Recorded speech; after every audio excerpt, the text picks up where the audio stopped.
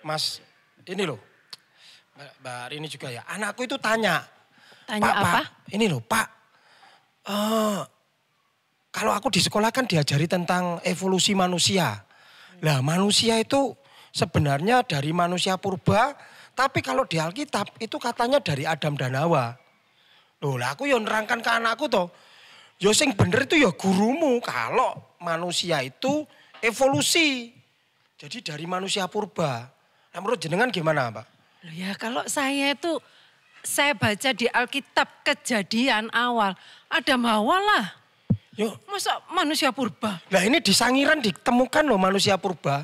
Lah iya ditemukan tapi loh. asalnya kan ya Adam Hawa. Loh berarti Adam berarti Hawa. nenek moyangnya kan Adam Hawa. Berarti Adam Hawa ketek nolak ngono. Ayo. Masa iya? Ya enggak lah. Nah, iya, harus dilihat di Alkitab. Nah kalau mungkin Pak Dandung ya apa? Yora, lah aku tetep Adam Hawa. Iyalah Adam Hawa. Adam Hawa sing jelas sing bener iki ndengene Alkitab iku. Adam Hawa iku. Ya sekarang gini, mana dulu yang muncul? Adam dan Hawa atau di Sangiran itu loh, ketek apa Pithecanthropus erectus gitu loh. Adam Hawa itu kan cuma legenda atau belum tentu. Oh gitu ya? Iya belum tentu. Wah enggak pernah baca Alkitab berarti. Ayo. Kalau cuma legenda itu Sangkuriang. Itu legenda. Adam Hawa itu bukan legenda. Loh, gini aja mumpung di sana ada. Tapi saya wis enggak ikut-ikut wis ya.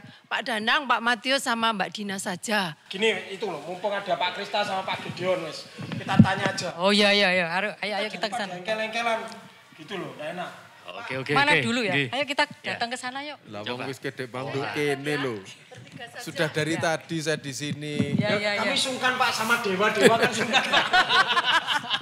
Kita ke sana, ayo. Kok kelihatannya. Mbak Rini mau ikut dah? Enggak, saya nunggu di sini saja. Nanti teman. Oh ya sudah wes, kita tanya sana. Yuk. Kelihatannya kok asik gitu loh. Kita kan mengamati, wah keren banget itu. Ini saya bawa sesuatu untuk dimakan di sini. Matur nuwun. Ya, kami ndak enak Pak gitu loh. Jadi ya mungkin pertanyaan remeh gitu loh. Mau tanya kan ndak enak kepada para ya. Tapi kelihatannya serius banget ya Pak Krista ya. Dan tidak ada yang remeh sebenarnya itu. Iya. Kita nggak bisa menentukan mana yang lebih dulu muncul atau penciptaan atau Pithecanthropus erectus. Loh itu kan beda Pak, manusia sama Pithecanthropus kan beda. Bentuknya beda. Iya. Kalau penciptaan di Alkitab kan langsung Adam dan Hawa kan berbentuk manusia. Tapi hubungannya apa dengan Pithecanthropus erectus itu? Iya, betul. Mohon dijelaskan. Ya ini Pak Gide ini memang fokusnya di perjanjian Pithecanthropus erectus. Nah ini masalahnya sebenarnya anak saya yang tanya Pak. Anak saya tanya gitu loh, masih ada SD sama SMP tentang evolusi manusianya Darwin itu loh. Kan tanya itu loh, terus dihubungkan juga sama yang fosil Sangiran begitu loh. Nah itu kan memang ada buktinya. Tapi kan Adam dan Hawa kan enggak ada. Gitu loh. Alkitabnya loh, Alkitab kan bisa jadi cuman legenda saja kan begitu tuh Pak ya. Atau gimana? Saya ini tanya loh. Gimana Pak Gide? Gimana? Gini, jenengan berpikir jenengan berasal dari kera. Wah aku ora gelem aku. Moh aku lek teko kera aku. Lah piye maneh Aku percaya lek sing Adam ae. Mbakku mosok kera gelantongan piye ngono. Nah ini masalahnya ada di Sangiran itu loh Pak. Masalahnya di situ. Iya buktinya ada ya ternyata. Iya. Lah buktinya ada loh. Gini loh Pak, pertama kali itu memang pengetahuan saya, khususnya saya ya. Itu maksudnya manusia itu dari Pithecanthropus erectus. Kemudian itu kan ada teori Darwin itu dari Pithecanthropus kera itu segini. Kemudian setelah saya belajar Alkitab aktif di gereja ya. Wih, ternyata beda ya. Itu kan sudah jelas itu Adam dan kemudian Hawa itu kan manusia lah. Sekarang hubungannya apa itu? Pithecanthropus ya. Artinya kan berarti pertanyaan jenengan bukan pertanyaan remeh ya. Betul seperti yang dikatakan Pak Krista tadi itu. Pertanyaannya abot. Iya Ya, abot. ya. Cuman tadi sungkan saya Pak, sungkan. Kita Iya. kan cuman ngerasani aja, Iya. waduh iku warga GKJW Malang ini ngapain. Diskusinya kok luar biasa. Betul itu. ya. Dan bayangkan di restoran ngomong kayak ngono loh Pak Krista. Nggak, itu kalau bukan keluar dari keinginan yang besar nggak mungkin itu. Oke. Ayo Pak Gede, Iya. gimana ini? Gini, pertama kali jadi mungkin pengetahuan kita tentang teori evolusi itu terbatas. Karena itu kita kemudian menganggap bahwa manusia dan kera itu lalu jadi manusia berasal dari kera. Darwin tuh enggak pernah ngomong seperti itu loh Pak. Oh enggak pernah itu Enggak ya? pernah ngomong seperti itu. Oh iya berarti gurune itu sih ngomong gitu. Oh. Gini, jadi kan pertama kali karyanya Darwin yang paling terkenal masalah evolusi itu kan The Origin of Species. Ya. Jadi itu diterbitkan tahun 1859 karena dia itu sangat tertarik dengan kok bisa toh ada pulau terpencil dari mana-mana dan hewan yang ada di sana, ada kura-kura Galapagos, ada penyu Galapagos yang besar itu, lalu kemudian ada burung finch. Kok bisa yang spesies ada di sana itu tidak ditemukan di tempat lain? Kok hanya di pulau itu Kok aja? hanya di pulau itu saja? Ya. Dan kok bisa satu jenis yang dari satu spesies itu kok bisa berkembang jadi macam-macam banyak begitu. Lah, padahal itu cuma ada di satu tempat. Lah dia kemudian selama puluhan tahun, 20 tahun tepatnya dia meneliti di sana. Lalu bersama dengan temannya, siapa itu si Wallace itu ya. Jadi bersama temannya si Wallace itu, dia kemudian melaporkan hasil penelitiannya itu ke sebuah lembaga pengetahuan yang pada waktu ada di London ya. Jadi Linnean Society of London itu isinya itu para ilmuwan begitu. Wong artinya. pinter-pinter Ya, gitu wong Pak. pinter-pinter. Dia Ya. kemudian menyatakan, oh ternyata ada yang namanya genetik dalam hewan atau dalam segala makhluk hidup itu yang kemudian berubah. Terus jadi dia kemudian tuh mengatakan bahwa oh ada yang namanya evolusi karena ternyata berubah. Karena ternyata dari satu spesies itu kemudian bisa berubah jadi spesies yang lain. Tahun 71 dia menerbitkan buku yang lain yang namanya yang judulnya tuh The Descent of Man. Tahun 1871. 1871. Nah, itu dia mengatakan bahwa manusia dan kera itu merupakan itu kemudian Punya nenek moyang. Nah, punya nenek moyang yang sama. Jadi bukan manusia berasal dari kera, itu dua hal yang berbeda. Jadi kayak misalnya ini pohon kehidupan begitu ya. Jadi ini tuh ada primata yang menjadi nenek moyang, terus kemudian ada garisnya itu jadi manusia, ada garisnya itu kemudian jadi kera.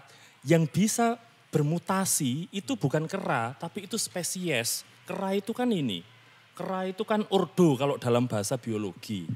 Jadi ordo itu nggak akan berubah, tapi kalau kemudian spesies baru dia bisa berubah. Lah ordonya manusia, Homo sapiens dengan ordonya kera itu beda. Dan kera itu tidak sama dengan monyet, tidak sama juga dengan lemur. Jadi kemudian kalau kita misalnya lihat ada di kebun binatang ada monyet lewat atau kemudian zaman dulu kan ada ya topeng monyet. Itu tuh berbeda dengan kera. Kera itu yang kemudian yang besar itu. Tapi itu ordonya sama dengan manusia. Bukan manusia kemudian yang berasal dari kera itu. Kalau misalnya panjenengan tadi mengatakan Pithecanthropus erectus ya, itu spesies yang kemudian berbeda dari Homo sapiens, dari berbagai macam spesies yang lain. Nah, pertama untuk ngerti itu jangan-jangan selama ini orang yang ngomong masalah teori evolusi Darwin dan lain-lain, mereka tuh kemudian digladrah uyah kabeh, dipikir bahwa kemudian ada suatu ordo bisa berubah jadi ordo yang lain. Sebenarnya tidak seperti itu. Nah, ini kalau menghubungkannya dengan Alkitab bagaimana Pak ya? Penciptaan Adam dan Hawa itu tadi. Gimana? Ini kan kita lihat di perjanjian lama begitu ya. Itu gimana itu Pak ya? Caranya untuk sampai ke situ tuh banyak. Jadi para ahli Alkitab, mereka tuh punya banyak usulan teori tentang itu. Karena kan gini, kalau kita memang kepingin tahu apa yang terjadi di masa lalu kan kita kudu punya mesin waktu ya. Iya. Dan ya sampai dengan hari ini kan ilmu pengetahuan kita nyatanya belum bisa bikin mesin waktu. Mesin waktu. Nah, cara pertama itu cara mengatakannya begini. Ini dari bahasa asli Alkitab, yaitu bahasa Ibrani, Perjanjian Lama khususnya ya. Di beberapa bagian Alkitab Perjanjian Lama itu ada yang bahasa Aram. Misalnya di kitab Ezra 4-6, terus kemudian ada di Daniel 2 ayat 4b sampai dengan Daniel 7, lalu kemudian ada sedikit di bagian di itu ayat 10 pasal 10 ayat 11 itu, tapi utamanya bahasa Ibrani. Jadi di bahasa Ibrani kata pertama dari kitab Kejadian yang sebenarnya juga jadi judulnya kitab Kejadian itu adalah Bereshit. Bereshit. Beresit. Ya, itu kalau misalnya kita lihat satu ayat penuh ini ayat hafalannya arek-arek teologi ya Pak Krista ya. Bereshit bara Elohim et hashamayim et haaretz. Biasanya arek teologi apal sampai dengan ayat itu tok gitu artinya. Jadi Bereshit itu kalau dalam Alkitab kita kan terjemahannya pada mulanya. Tapi kata Bereshit itu sebenarnya lebih tepat kalau diterjemahkan dalam sebuah permulaan. Bedanya Jadi di mana, Pak? bedanya kalau pada mulanya itu kan tul. Berarti ya wis pada mulanya itu titik di situ. Awal. Kalau dalam permulaan berarti ini tuh sebenarnya waktunya cukup panjang. Jadi antara at the beginning dan in the beginning. Kalau in the beginning itu sebenarnya ini bukan waktu yang pendek. Jadi ini tuh sebenarnya waktunya cukup panjang. Jadi ketika Allah melakukan proses penciptaan, itu 7 hari yang digambarkan di sana dalam kata Bereshit itu adalah waktu yang sebenarnya sangat panjang. Bereshit itu tadi. Nah, terus kalau misalnya panjenengan, itu cara pertama ya. Jadi itu kemudian bagaimana kemudian kita mengerti waktu kisah penciptaan itu. Jadi kalau kita membayangkan itu 7 hari beneran apa enggak, sebenarnya dari kata pertama yang ada di Alkitab kita, itu sebenarnya tidak menunjukkan awal yang tertentu, tapi itu adalah awal yang cukup panjang. Oh iya. Iya. Jadi gini Pak ya, jadi itu tidak bisa dikatakan titik awal begitu enggak bisa ya. Tapi itu adalah sebuah permulaan yang sebenarnya cukup panjang. Gitu. Iya. Jadi jangan dibayangkan, maksudnya orang-orang Israel zaman dulu, kalau kita menyebutnya Israel begitu nggih. Itu punya gambaran berpikir tentang dunia yang sama dengan kita hari ini. Yang sedang kita omongkan sekarang, kalau kita sekarang membandingkan Alkitab dengan teori evolusi misalnya, atau mungkin atau dengan ilmu pengetahuan hari ini misalnya, kita kan berpikir bahwa dua hal ini itu pola berpikirnya sama kan, di waktu yang sama. Padahal orang-orang Israel zaman itu berpikir dengan caranya orang-orang Israel zaman itu. Mereka punya teori tentang dunia itu yang berbeda dengan kita. Itu dipengaruhi juga dengan budayanya Israel, iya, bangsa lain begitu. Bedanya itu ya. Pasti. Perbedaannya. Iya, jangan pengen tahu bedanya, ini menarik sekali. Bumi bentuknya apa Bu? Budin? Kalau menurut pengetahuan di sekolah ya bulat. Bulat. Ya. Bola. Bundar. Bundar apa bulat? Kalau saya bunder. Bundar itu lepek ini. Ya, ini Bang. Jadi bundar itu yang pipih itu bundar. Ya. Oh iya, aku hampir pipi. Kawat Okay. Jadi gambaran dunia mereka dengan kita beda. Kalau jenengan kalau mau mengatakan kalau bumi itu bulat, kalau menurut orang Israel bumi tidak bulat. Karena mereka berpikir dengan pola berpikir mereka pada waktu itu. Jadi bagi mereka bumi itu datar, lalu kemudian ini campur aduk semuanya. Jadi jenengan bayangkan itu seperti air selokan. Karena itu di dalam Alkitab itu dikatakan roh Allah melayang-layang di atas samudra raya. Yang dibayangkan samudra itu bukan laut. Tapi ini tuh campur sembarang kalir, ada tanah, ada air, ada apa. Dan disitulah Allah kemudian mengatakan hari pertama jadilah terang. Hari kedua jadilah cakrawala. Cakrawala itu jangan dibayangkan seperti kalau kita pergi ke pantai. Terus kemudian lengkungan itu. Nah, cakrawala untuk orang-orang di sana kan kayak garis. Ya. Nah, cakrawala tidak seperti itu dalam pikirannya mereka. Jadi Pak Cakrawala itu adalah bayangkan ini kemudian di antara yang campur bauran tadi diselipkan selimut, selimutnya diangkat. Jadi ada air yang di atas, ada air yang di bawah. Lalu ya bumi itu ya yang datar, yang di bawah ini tadi. Air yang di atas ini kalau nanti lapis berapa gitu menurut orang Yahudi itu adalah tempatnya Allah. Yang di bawah ini lalu kemudian menjadi dunia itu. Karena itu kalau misalnya, karena ini cakrawala, matahari itu dibayangkan nempel di cakrawala itu. Bulan nempel di cakrawala. Bintang-bintang itu nempel di cakrawala. Di air yang diangkat itu tadi. Di air ya, air dia. ya. Jadi di cakrawala itu tadi. Nah jadi cembung gitu kan. Jadi karena tadi diangkat jadi kayak selimut kan jadi cembung. Oke. Nah ini ada di sini. Lah kalau dalam dalam Maleaki misalnya dikatakan ketika Allah membuka tingkap-tingkap langit maka jatuhlah berkat karena dibayangkan di tanah Israel yang tandus pada waktu itu ketika air ini karena ketika tingkap atau jendelanya langit tadi dibuka air di atas ini jatuh ke bawah dan itulah yang mereka maknai sebagai hujan itu. Nah kok seringkali ayat itu digunakan buat persembahan. ya. Nah ini jadi pertama konsep dunianya mereka kan berbeda dengan konsep dunia. Kenapa kok mereka punya gambaran konsep dunia seperti itu? Ya karena mereka dipengaruhi oleh orang-orang di sekitarnya. Cerita kisah penciptaan kita itu persis, ya tidak persis sama. Tapi sangat mirip dengan sebuah kisah penciptaan di daerah Mesopotamia yang namanya Enuma Elis. Enuma Elis. Bedanya kalau di Alkitab itu ceritanya Allah bertarung melawan Samudra Raya, Tahum ini tadi, dalam bahasa Ibraninya Tahum.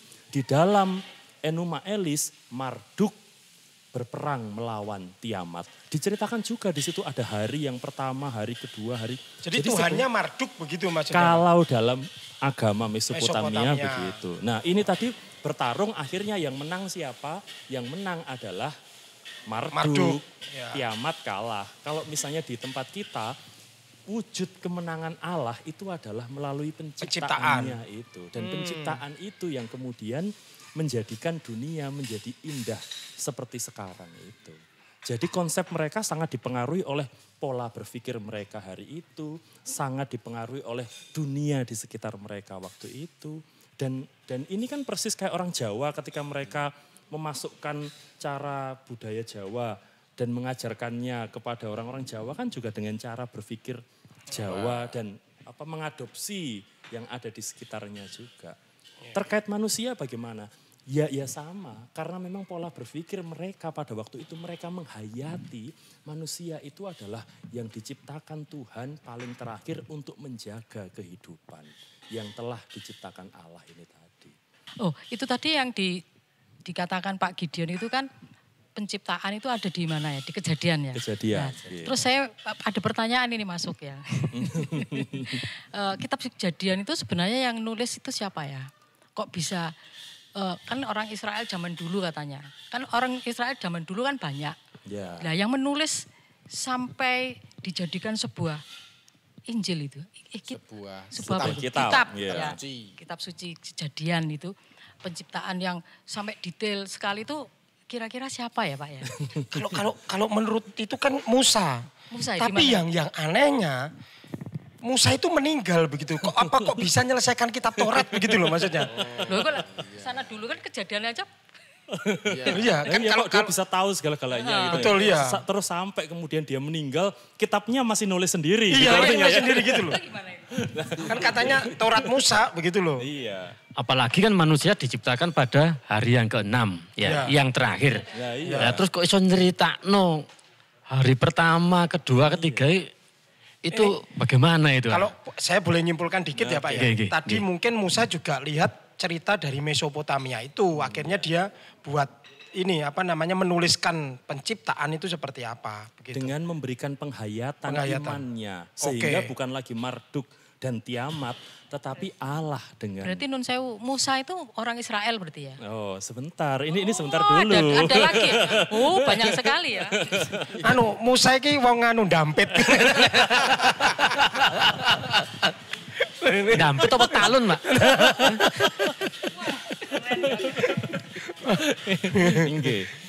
Gimana Pak? Selama berabad-abad, kita memang diajarkan bahwa Musa itu yang menulis Kejadian. Sebenarnya ini pemahaman bahkan pada umumnya itu Musa itu yang menulis kitab Taurat, Kejadian, Keluaran, Imamat, Bilangan, Ulangan itu ya. Jadi artinya sampai dan kitab Ulangan itu diyakini Musa yang menulis. Bahkan termasuk Calvin pun itu juga zamannya Calvin salah satu pendiri Protestan gitu artinya, itu pun dia masih meyakini bahwa Musa yang menulis kitab kitab Taurat, termasuk kitab Kejadian. Tapi lalu kemudian muncul pertanyaan seperti yang panjenengan tanyakan tadi, kok iso kemudian kalau Musa yang menulis itu lalu kemudian kok dia tahu segala-galanya, bahkan sampai dia mati tuh kitabnya masih ada. Nah, lalu kemudian para ahli Alkitab mencoba melihat berbagai kemungkinan termasuk meneliti teks Alkitab itu lebih dekat lagi. Jadi mereka menggali sungguh-sungguh yang ada di dalam Alkitab itu, melihat gaya bahasanya. Matur nuwun. Mak News. Iya, terima kasih. Nah, langsung aja loh Pak. Oh siap. Terus bagaimana mau cerita? Oh iya. Ya kalau gitu nanti saya sambil sambil diceritain saya makan. Iya. Nanti gantian jenengan yang cerita biar saya makan. Lanjut Pak Gideon, gimana Pak Gideon? Jadi memang kita pun diajarkan begitu gitu artinya. Dan tradisi itu menurun sampai dengan agama Kristen, bahkan mungkin juga sampai dengan saudara-saudara kita yang lain juga meyakini seperti itu, sampai kemudian para ahli mencoba meneliti. Misalnya gini, gaya bahasa saya nulis dengan gaya bahasanya Pak Krista kan beda ya? Akan beda, pasti. Iya beda. Kalau saya penuh cinta-cinta gitu. Ya. Elek-elek tok gitu.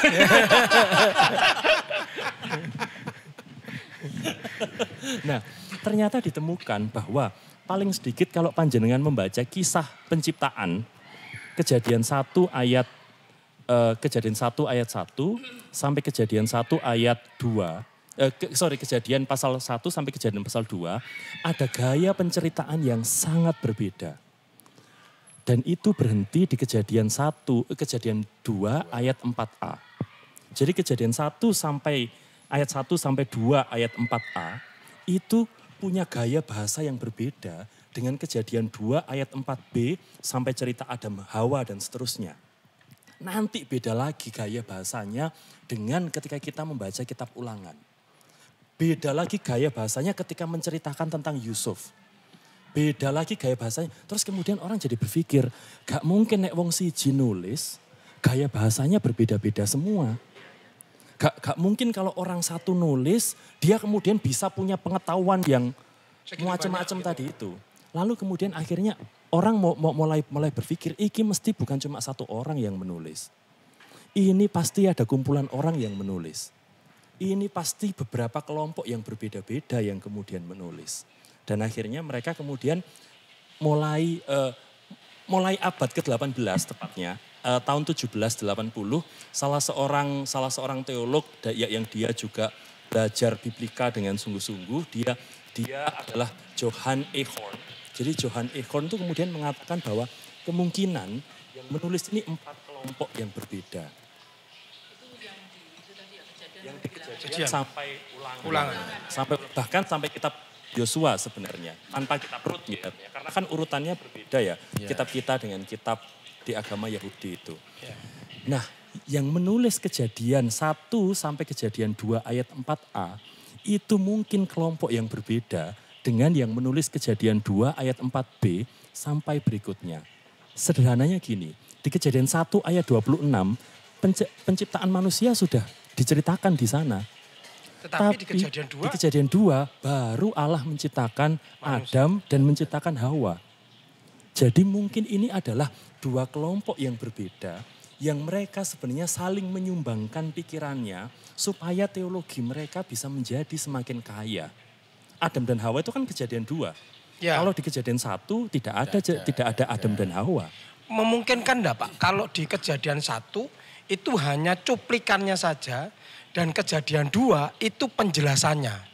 Begitu. Boleh, maksudnya boleh. Kita memahami begitu tentu saja boleh. Ya. Tetapi artinya kita kan juga menghargai bahwa ilmu tentang Alkitab itu kan juga berkembang bersama dengan pertumbuhan pemahaman kita tentang bahasa Alkitab, tentang dunia Alkitab. Akhirnya kita kemudian bertambah pengetahuannya. Boleh nggak seperti yang panjenengan katakan? Tentu saja boleh gitu artinya. Pak Krista atau mungkin panjenengan mungkin punya cara yang kemudian melihatnya dengan oh mungkin ini cuplikan, oh mungkin ini, oh bisa saja kemudian begitu.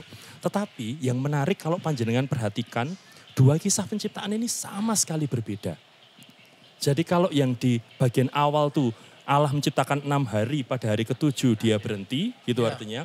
Di Kejadian 2 itu ceritanya ada awan yang naik, terjadilah hujan, lalu kemudian makhluk hidup tumbuh dari situ. Ini kan dua kisah yang sama sekali berbeda. Jadi mungkin sekali ini tidak ditulis oleh satu kelompok, tapi mereka mewarisi tradisi penciptaan yang berbeda. Sebelum Alkitab jadi punya seperti kita, tertulis dalam bentuk buku begitu.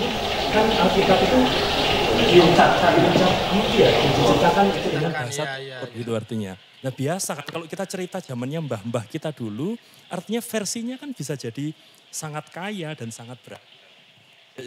Jadi ini adalah orang yang sedang saling melengkapi bahasa tutur yang sedang diceritakan oleh saudara yang lain. Jadi bisa saja sumber besarnya itu sama. Ya. Ya, tapi ketika saya menceritakan, Pak Gideon menceritakan, itu mengambil poin-poin yang berbeda dari sumber besar yang sama itu. Iya, berarti intinya di sana terjadi proses penciptaan gitu Pak ya? Iya. Ada ya, walaupun cara penyampaiannya sedikit berbeda gitu ya. Karena tiap-tiap pribadi atau tiap-tiap kelompok tadi mempunyai gambaran dalam mengungkapkannya juga berbeda. Tetapi intinya adalah terjadinya proses penciptaan awal gitu ya. Allah. Iya, oleh Allah gitu Pak ya. Itu yang harus dicatat itu ya. Itu kan jadi penting artinya bahwa dunia ini tidak muncul begitu saja. Tapi dunia ini diciptakan oleh Allah. Kita adalah ciptaannya Allah. Lah, hal itu kan kemudian menjadi titik tekan dalam berbagai macam cara penceritaan yang berbeda-beda ini. Ya berarti saya ini berarti langsung metangil gitu enggak bisa ya metangil. Medung. Butuh mbok, butuh bapak. Itu penciptaan itu Pak. Jadi intinya diciptakan oleh Allah itu. Bahkan ketika panjenengan butuh bapak dan butuh mbok, kita kan juga menghayati akhirnya. Itu bukan cuma kerjanya bapak dan ibu jenengan gitu artinya. Tapi karena ada karya Allah yang menciptakan di sana. Lah, sisi ini yang kemudian perlu mendapatkan tekanan lebih ketika kita misalnya berbicara tentang penciptaan. Ada 4 teori Bu, kalau panjenengan bertanya siapa penulis kitab Kejadian. Oke lah, teori tentang Musa boleh. Kalau untuk anak-anak kita ajarkan begitu karena memang sejarah kita pun juga belajar begitu. Tapi ketika kita dewasa kan ternyata kita punya pertanyaan lebih. Jadi ada para ahli Alkitab hari ini meyakini itu ada 4 kelompok. Yang mereka itu berbeda-beda tetapi lalu kemudian saling melihat tradisi yang kemudian ada. Kelompok yang pertama kali ada itu yang disebut kelompok Yahwes.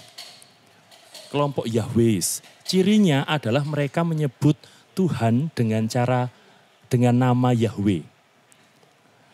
Atau kalau dalam Alkitab kita itu yang Tuhannya huruf besar semua. Itu adalah terjemahan dari Yahweh. Itu kelompok yang pertama. Kelompok yang kedua adalah kelompok yang menyebut Tuhan dengan Elohim. Kelompok itu disebut kelompok Elohis. Cirinya adalah mereka menyebut Tuhan dengan nama Allah. Jadi ketoke kan podo gitu artinya. Tapi panjenengan perhatikan Kejadian 1 sama Kejadian 2 ayat 4a. Cara penyebutan Tuhannya beda. Iya. Kejadian 1 pada mulanya Allah dia pakai Elohim. Kejadian 2 ayat 4b Tuhan yang dipakai di sana. Terus kalau begitu pengertiannya sulit ya Pak? Gimana? Sulit lah. Loh ya enggak dong, gini. Kenapa kok ada beda gitu loh maksudnya? Perbedaan dari... Biar dilanjutkan dulu sampai 4 Bu nanti. Iya. 4 dulu. Ini kok angel gitu ya? Ini kok angel ya? Sebentar. Nah ini soalnya kelompok yang ketiga itu adalah kelompok yang disebut para Deuteronomis. Deuteronomis ini adalah para ahli sejarah yang mereka kemudian belajar sejarah dan mencoba menuliskan sejarahnya. Deuteronomis ini masuk ke ini enggak? Septuaginta itu enggak? Bukan itu ya, beda itu. Belum. Sebelum itu. Iya. Oke. Jadi kalau Yahweh tadi itu kira-kira tahun 1000 atau kira-kira pada masa pemerintahannya Daud. Jadi mungkin Alkitab tertua yang pernah ditulis itu sebenarnya bukan tahun 2000 sebelum Masehi misalnya. Itu mungkin adalah ketika masanya Daud tahun 1000. Elohis itu muncul ketika tahun 900 sebelum Masehi.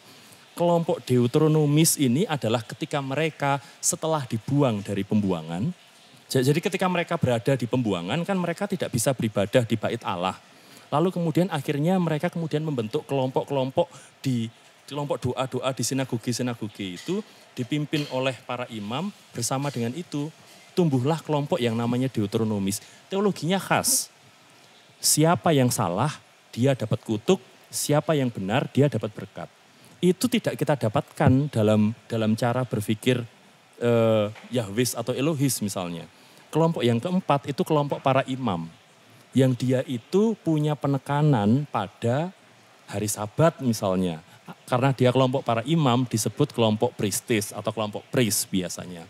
Jadi 4 kelompok ini yang mungkin menulis kitab Kejadian dan akhirnya saling mengisi satu dengan yang lain sampai dengan kitab Ulangan. Kalau Deuteronomis itu misalnya Ulangan. Kalau panjenengan pengen tahu bagian mana ya yang ditulis oleh bagian mana yang ditulis khusus oleh Yahweh, bagian mana yang ditulis oleh Elohis, bagian mana yang ditulis oleh Deuteronomis, bagian mana yang ditulis oleh Pris gitu misalnya. Ada buku-buku yang sudah diterjemahkan ke bahasa Indonesia. Tulisannya Robert B. Coate. Jadi Robert B. Coate ini mencoba memisah-misahkan itu. Dan ini sudah diterjemahkan ke dalam bahasa Indonesia, diterbitkan oleh BPK Gunung Mulia dan Universitas Kristen Salatiga. Nah, kok panjenengan mengatakan berarti sulit ya Pak ya? Sebenarnya kalau kita melihat ini gini. Kita kan seringkali kepingin gini ya. Kebenaran tuh mek situ tok. Sing liyane salah. Tapi sebenarnya kalau dengan kita melihat konsep ini, kita kemudian tahu ternyata Alkitab kita saja ditulis oleh orang yang berbeda-beda dan bisa harmonis loh. Kita kemudian akhirnya menyadari bahwa kalau kita mengatakan sing bener iki mek wong situk tok, sing bener Pak Krista tok gitu artinya. Lalu kemudian sing liyane salah kudu melok Pak Krista, Alkitab kita sebenarnya menunjukkan bahwa ada cara melihat dunia dengan cara yang berbeda loh. Yang berbeda-beda itu justru bisa saling mengisi dan semua-muanya bisa kemudian kita anggap ini adalah tuntunan Roh Kudus kepada para penulis yang berbeda-beda. Artinya Tuhan mendekati kelompok yang bermacam-macam, memberikan Roh Kudus kepada mereka. Dan kelompok yang berbeda-beda ini tadi diizinkan hadir bersama-sama untuk saling mengisi, untuk membangun kehidupan bersama kita. Jadi ganok kemudian kita mengatakan GKJW ini paling benar, GKI misalnya salah gitu artinya. Atau kita mengatakan gerejaku paling apik sing liyane elek kabeh gitu artinya. Dengan melihat Alkitab saja kita kemudian melihat ini bahwa oh ternyata kekayaan iman kita itu tidak dimulai hari ini. Tapi bahkan ketika kita membaca Alkitab, kekayaan iman kita itu sudah ada di situ. Penerimaan kepada yang berbeda itu sudah ada di situ. Kalau kita misalnya ngajar anak-anak kita, siapa yang menulis? Yang menulis Musa, bolehlah. Tapi suatu saat mungkin anak kita juga akan bertanya pertanyaan yang sama. Dan ketika itulah kita kemudian siap untuk memberikan kepada mereka begini. Jadi proses penulisan Alkitab itu butuh waktu yang panjang. Dari tahun 1000 sebelum Masehi sampai tahun paling tidak kalau ini ya kelompok Pris itu 500 sebelum Masehi. Nah, nanti ada kelompok yang lebih tua lagi, Daniel itu kitab yang terakhir itu ditulis tahun 200 sebelum Masehi. Jadi rentang waktunya itu kurang lebih antara 800 sampai 1000. Ya, 800 tahun. Ya. Penulisan Lama, 39 kitab yang kita miliki itu 800 tahun. 800 tahun. Dan yang penting begini loh, yang penting itu kita jujur bahwa ada perkembangan. Itu kalau di kita, di Kristen itu semua itu jujur. Supaya gampang menelaahnya begini Bu Dina.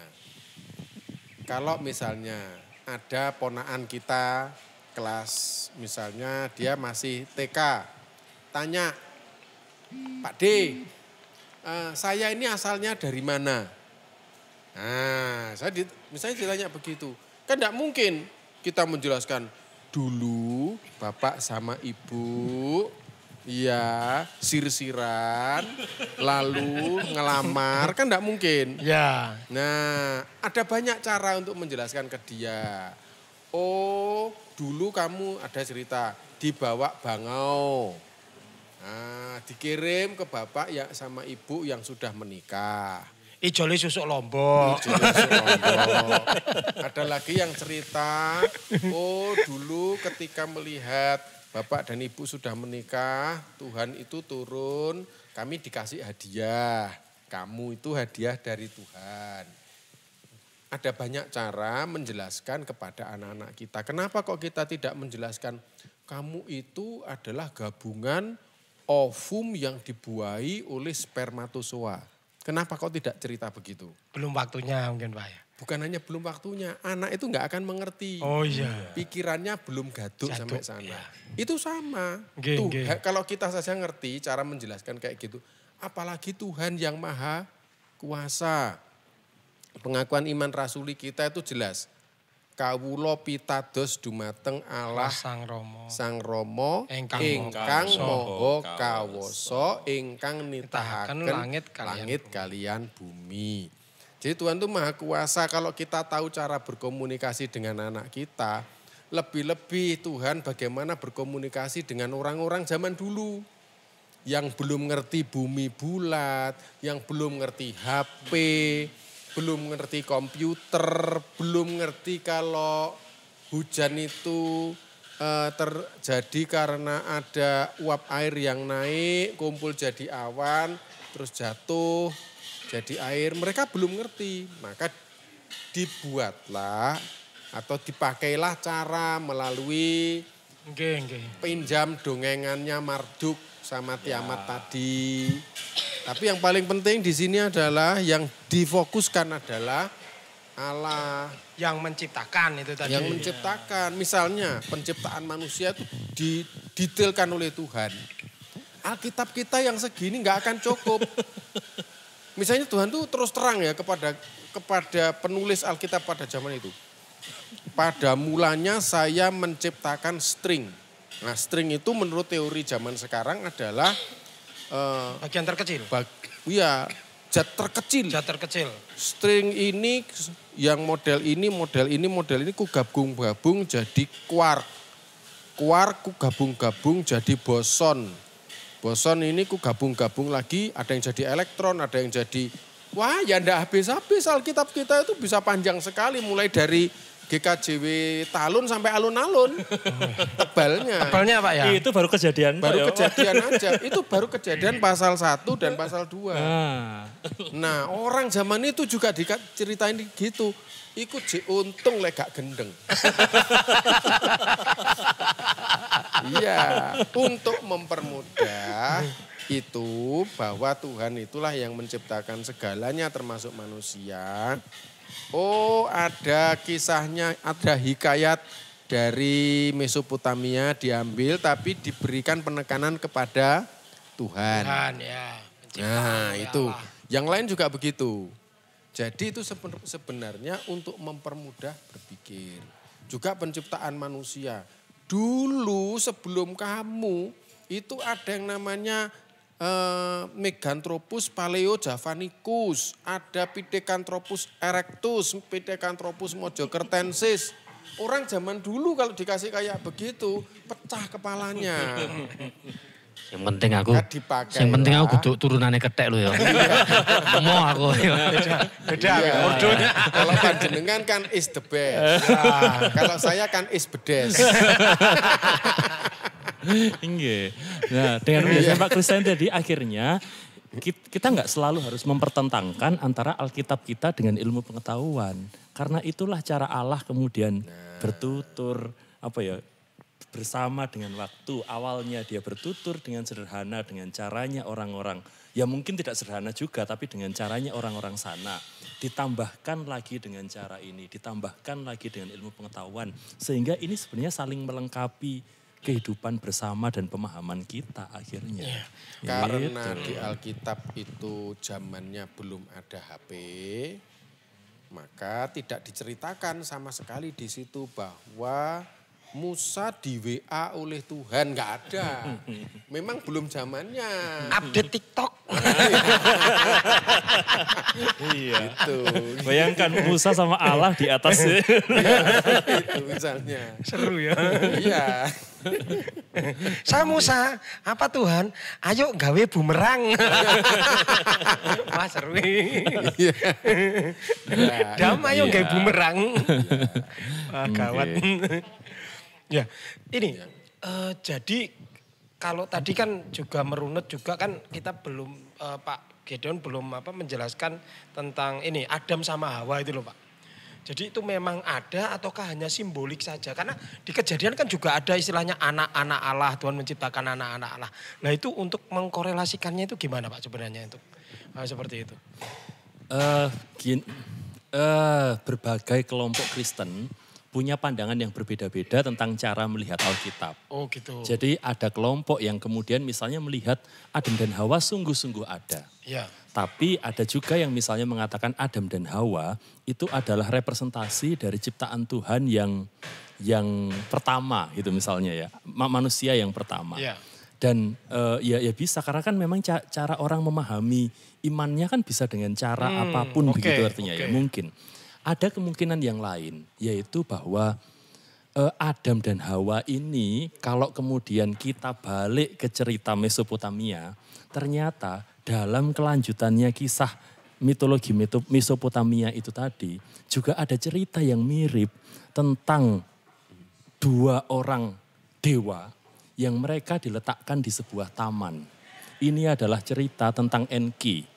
Jadi dibayangkan bahwa Enki itu adalah seorang dewa yang kemudian dia itu punya seorang istri. Namanya Ninhursap. Jadi Enki dan Ninhursap ini diletakkan oleh dewa itu, dewa-dewa tertinggi di itu. Lalu kemudian dia akhirnya punya tugas untuk menjaga pohon kehidupan di taman yang kemudian sangat indah itu.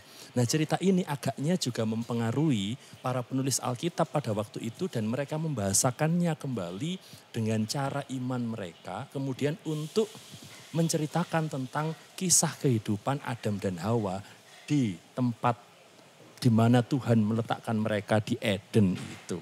Jadi artinya apakah Adam dan Hawa ini benar-benar ada? Kalau meyakini begitu, Monggo silakan. Begitu ya. Kalau kemudian meyakini bahwa sebenarnya ini adalah turunan dari tradisi dan mitologi sekitar yang diambil, itu pun juga boleh. Pokoknya sing bedo-bedo ini ojo sampai kemudian saling tukaran dan kemudian ini karena royoan bener. Royoan bener. Jadi tapi tetap pada prinsipnya bahwa Allah menciptakan itu. Iya, dan Allah meletakkan mereka di tempat yang sebenarnya sangat sangat indah, semuanya tercukupi. Cuma sayangnya kok kemudian kepercayaannya Allah dikhianati. Akhirnya jadi dosa. Artinya apa? Bahwa sebenarnya Allah ini menyediakan segalanya untuk kita. Tapi kok sayangnya kita kemudian mengkhianati kepercayaan dari Allah ini. Dan akhirnya jadilah cerita tentang dosa, sehingga manusia butuh penyelamatan dan lain-lain. Jadi, tapi kan cerita itu nggak hilang. Baik kita meyakini begini atau kita yang meyakini begitu. Wong Alkitab kita saja beda ya, semuanya tetap bisa harmonis gitu artinya. Jadi, tapi ada yang nggak hilang. Sebenarnya Tuhan sudah memberikan segala-galanya. Oke. Nah, itu. Alkitab ini kan ditulis dalam waktu lebih dari 1000 tahun. Iya. Yang nulis juga menulisnya juga berdasarkan budaya, kultur di masing-masing waktu. Nah itu. Sehingga mungkin, tapi anehnya Alkitab, walaupun zamannya berbeda, yang nulis berbeda, dan tidak jarang juga tempatnya berbeda, itu sinkron. Nah itu loh. Yang luar biasa. Iya itu yang luar biasa. Ini mesti ada arsiteknya ini. Ya. Arsiteknya yang bisa hidup sekian ribu tahun itu. Ya cuma satu. Ya cuma satu. Iya, ya itu cuma Allah itu saja. Oke. Itu. Ini mulai terbuka nih Pak ya jelas. Enggak usah engkel-engkelan perkara kethek. Iya. Iya Pak. Iya wes, gak usah rebutan sopo sing dadi ponakane Iya. Pepeh. Iya. Aku saja yang bedes, penjenengan the best. Gitu. Terus ini menarik Pak ya. Akhirnya kita ini bicaranya bukan hanya masalah kejadian juga. Akhirnya Taurat, kemudian perjanjian lama Iya. juga. Nah Taurat sendiri sebenarnya juga diakui oleh kepercayaan yang lain begitu. Mengakui ini yang paling benar, punyamu salah begitu. Nah cara kita menyikapi hal seperti itu gimana sebenarnya? Nah, beliau ini ahlinya kalau ketemu dengan orang-orang yang berbeda-beda. Iya, menyambung apa yang tadi dikatakan Mas Gideon. Bahwa kebenaran itu tidak tunggal. Mengapa begitu? Karena pengalaman kita beda-beda. Kita itu diberi alat oleh Tuhan, indera, untuk bisa mendeteksi kenyataan. Dan itu jumlahnya cuma 5. Beberapa orang katanya punya yang ke-6, ke-7. Tapi yang umum kan 5. Dan 5-5-nya itu sudut pandangnya bisa beda-beda, menimbulkan pengalaman yang berbeda. Sehingga menumbuhkan gagasan yang berbeda juga. Nah apalagi. Jangankan ngomong itu, ngomong kopi saja antara seniman, filsuf, chef, ya Beda-beda. beda-beda. Itu kopi, apalagi kita bicara tentang Allah. Nah, Allah yang maha kuasa artinya di luar pengetahuan kita, lebih besar daripada kita. Nah, bagaimana kemudian kalau ada orang lain bicara tentang itu? Silakan. Tapi saya punya pengalaman begini tentang Allah. Jangan sampean menyalah-nyalahkan pengalaman saya. Oke, Nah, siap. Gitu. Saya punya pengalaman begini kok. Saya kenal Allah lewat Alkitab. Dan itu yang ada ditulis di Alkitab itu ada argumentasinya, ada pengalamannya, ada penghayatannya. Begitu, tidak sekedar tulisan mati, tapi itu sesuatu yang hidup. Lelek sampean gak percaya gak apa-apa. Sampean percaya teke sampean monggo. Iya, tapi nek tekku iki ya, kan pas seduluran tetap hidup. Walaupun ada yang suka nasi goreng, ada yang suka Tahu telur ya kan. Nggih. Beda-beda kesukaannya. Ya monggo yang suka tahu telur di dahar. Yang penting jangan sampai mengatakan nasi goreng ki ra enak. Wah, terus tahu telurnya disiramkan ke kita. Nggak perlu. Iya. Silakanlah yang punya pengetahuan lain. Oke, aku berbeda, aku begini. Boleh, monggo. Sing penting awake dhewe tetap sedulur. Siap. Nah, itu caranya. Jadi seperti katanya Budina tadi berarti Alkitab sulit nggih Pak nggih. Nggih jenengan enggak usah mikir sing sulit-sulitnya, cintai saja itu. Jadi cintai itu. Jadi nggih. Jadi mau dipahami dengan bagaimana Arab sing misalnya Pak Krista iki seneng sing sulit-sulit gitu artinya ya. Ya biarkan beliau suka dengan cara yang sulit-sulit gitu artinya. Iya, yang penting mari mencintai beto ya ora apa-apa itu. Tetap sedulur. Sehingga walaupun ada jarak pemahaman yang berbeda, tidak membuat hubungan ini putus. Iya, masalahnya kita seringkali ketika ada jarak yang berbeda, terus merasa membuat kita ini putus hubungan. Nah itu yang sebenarnya kita hindari. Tresno kan bukan itu. Masalahnya itu kita nyanyinya itu loh keliru. Gimana Pak? Ku tak pandang dari gereja mana, asal kau berdiri atas firman-Nya. Kalau hatimu seperti hatiku, kaulah saudara dan saudariku. Itu lagu yang salah pasti. Tidak sesuai dengan ajarannya Tuhan Yesus. Harusnya Pak? Kalau di lagu itu kan, kalau hatimu seperti hatiku. Itu egois Pak ya? Iya, kaulah saudara dan saudariku. Jadi kita dulur nek atine podo. Lek atine gak podo musuh. Nah itu keliru lagunya. Egois itu Pak. Ketoke lagu rohani tapi sakjane ngono egois. Iya. Kowe atimu kudu koyo aku lho. Aku seneng kowe gak seneng musuh gitu. Itu. Geng. Ya. Lah ini Pak, kalau kita melihat kan ini kalau ini lanjut ke perjanjian lama nih jadinya ya. Iya. Kan ada 39 kitab Pak ya. Nah itu apakah memang urutannya sesuai dengan urutan waktu dari kejadian sampai dengan Maleaki begitu? Apakah memang urutan waktu ataukah diurutkan sejarahnya begitu? Tebel tipis ya. Apa? Tebel tipis ya? Tebel tipis ya. Oh ya kelihatannya. Karena kalau lihat apa namanya, ini nabi-nabi besar, nabi-nabi kecil itu kan tebal tipisnya. Oh tebel tipis ya. Sekarang ada nabi-nabi mikro. Mikro. Mikro lagi. Tadi yang mikro lagi nabi-nabi string. Paling cilik. Jadi pola urutan pertama yang dipakai di Alkitab itu adalah wibawanya Alkitab. Ini menurut pandangan ini ya, ketika orang Yahudi membaca Alkitab gitu. Karena kan memang Alkitab kita yang perjanjian lama itu kan juga berbagi dengan saudara-saudara kita Yahudi gitu artinya ya. Jadi mereka melihat dari wibawanya Alkitab. Alkitab yang paling berwibawa itu ditaruh di paling depan. Wibawa itu maksudnya gimana Pak? Maksudnya? Wibawa itu maksudnya gini, yang mereka anggap itu paling mencerminkan hubungan langsung dengan Allah. Oh gitu, Jadi oke. gini, 5 kitab yang pertama atau yang kita sebut Torah. Jadi mereka itu membagi kitab mereka itu, kalau kita kan 39 begitu saja ya. Mereka menyebutnya sebagai tanah. Tanah itu kependekan dari Torah, Nevi'im, Ketubim. TNK gitu artinya. Jadi Torah itu adalah Taurat, itu dianggap itu Allah bersuara sendiri. Langsung. Jadi itu yang kemudian dianggap sebagai kebenaran yang luar biasa. Karena itu dia diletakkan di paling depan. Kebetulan di bagian paling depan itu ada kisah penciptaan. Lah gitu. Terus kemudian bagian yang berikutnya itu adalah kitab nabi-nabi.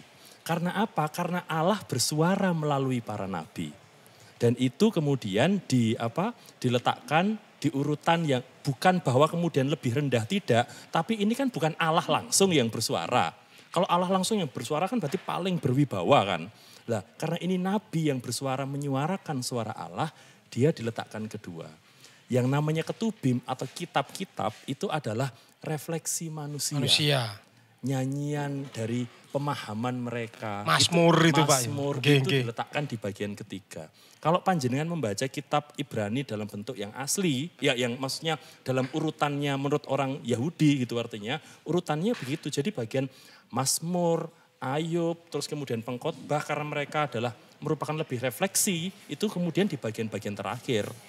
Ya, tetapi kitab-kitab yang kitab kita kan berakhir Maleaki, itu mereka ada di tengah karena itu termasuk dalam bagian kitab nabi-nabi. Nah, ketika kita mengadopsinya menjadi bagian dari iman kita mengurutkannya sesuai kronologi.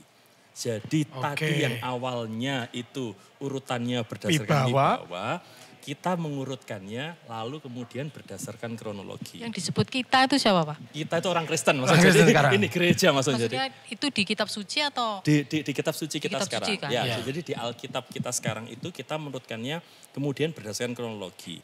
Rut itu sebelumnya adalah masuk ketubim.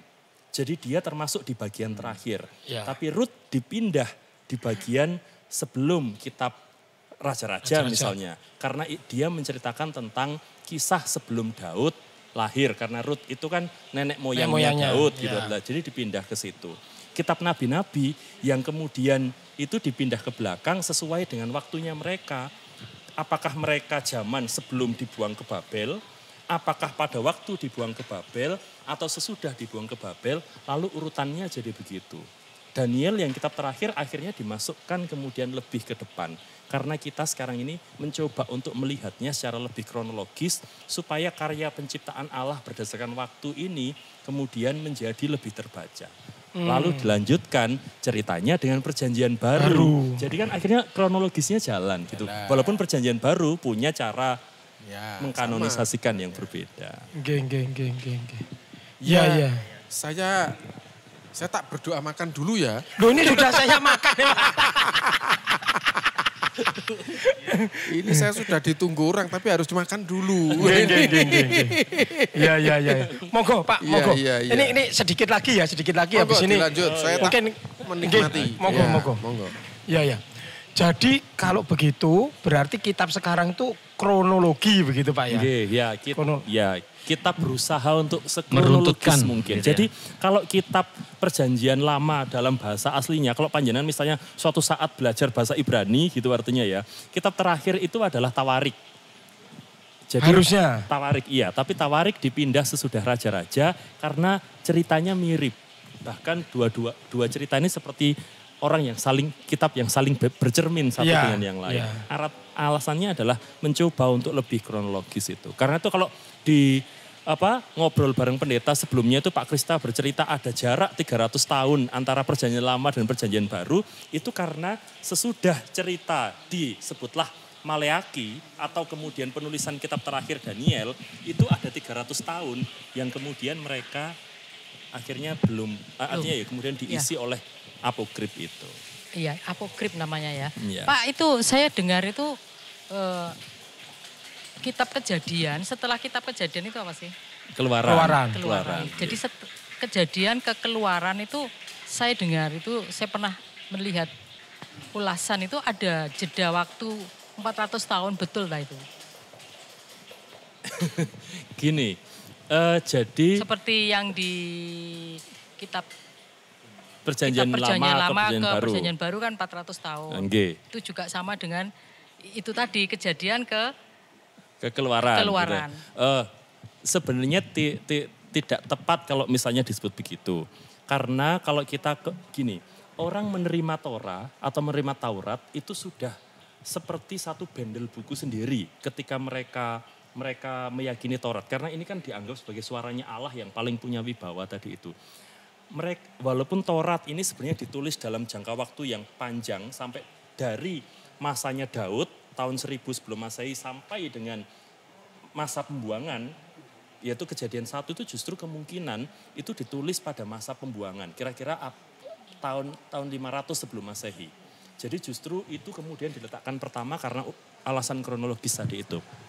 Jadi sebenarnya tidak tepat jika disebut begitu, tetapi waktu penulisan kitab dari pertama kali kitab ini ditulis pada masanya Daud sampai dengan penulisan kitab terakhir Daniel, itu yang memang butuh waktu ratusan bahkan ribuan tahun. Gitu. Oke. Sudah enak Pak ya, wis jelas ya, kita jelas Pak, gegeran yo. Iya. Yang penting intinya adalah ketika kita membaca kitab Kejadian, Allah yang menciptakan manusia dan meletakkan di taman itu. Jadi intinya di situ, Allah. Siapapun yang menulis, itu Allah memberikan Roh Kudus di dalam diri para penulis. Gitu. Menjabarkannya dalam berbagai macam gaya menurut zamannya pada waktu itu ya.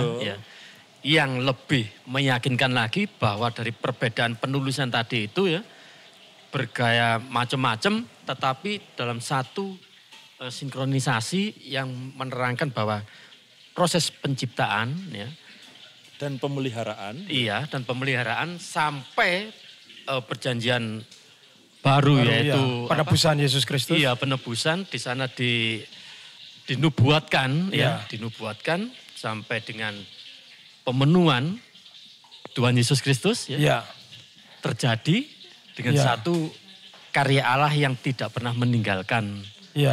Jadi urutannya pas begitu ya, enak begitu ya. Jadi terlihatnya gitu. Nah, itu memang karya Allah karena. Kalau urutan makan nasi goreng bagaimana Pak Krista? Habis ini kita langsung makan ya. Ya Pak, sudah. Wah, yang temen nih ya. Ini biasanya saya langsung habis loh ini. Tadi banyak ngobrol. Terus. Pak. Ya. Mari kita nikmati nggih. Monggo, mari doa masing-masing ya karena Pak Krista sudah doa, saya sudah makan. Matur nuwun penjelasannya Pak Gideon, Pak Krista. Matur nuwun penjelasannya. Pak Krista, Pak Gideon nggih matur nuwun. Mari monggo. Monggo.